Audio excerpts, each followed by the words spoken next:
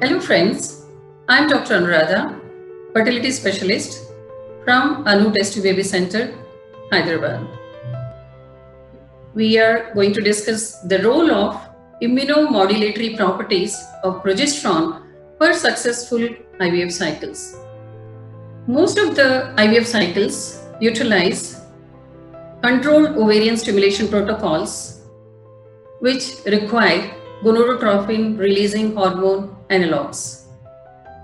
The use of GnRH analogs causes pituitary suppression, leading to a dysfunction of corpus luteum and reduced progesterone levels in the luteal phase. So how do you recognize the luteal phase deficiency? It can be detected by low progesterone levels, delayed endometrial secretory transformation, and a shortened luteal phase of less than 10 days, resulting in reduced embryo implantation, low pregnancy rates, and increased miscarriage rates. So this necessitates a luteal phase support to enhance the probability of continuation of pregnancy in IVF cycles. In the luteal phase, endogenous progesterone induces a secretory transformation of the endometrium after adequate estrogen priming and improves endometrial receptivity. The reduced endometrial receptivity would cause a lower implantation rates and low success rates in IVF. In pregnancy, the maternal immune response is modulated away from the cellular, that is a Th1 response, and towards humoral immunity, that is Th2 response, to produce antibodies. In addition, cytotoxicity mediated by non-specific natural killer cells is dampened by the inhibition of Th1 cells, which produce cytokines such as interleukin-2 and interferon gamma. Activation of NK cells is known to result in fetal resorption.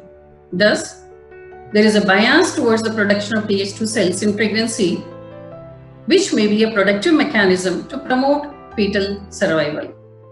Dydrogesterone is a progestogen which is potent, orally active, and is similar to endogenous progesterone in its molecular structure and pharmacological effect.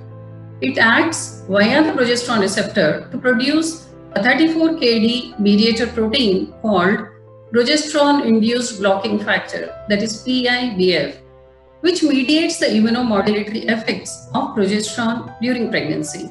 Progesterone-induced blocking factor also induces the Th1, Th2 pregnancy protective cytokine shift.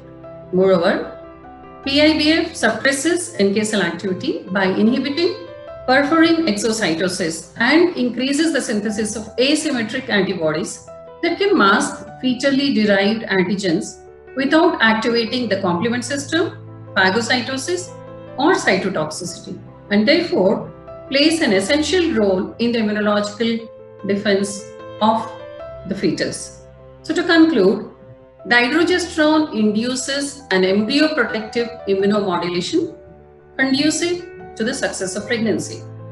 I have been using dydrogesterone for the last 25 years for most of my IVF patients and infertility patients, unhesitantly and confidently, unless there are some contraindications or if the patient is not able to tolerate the drug.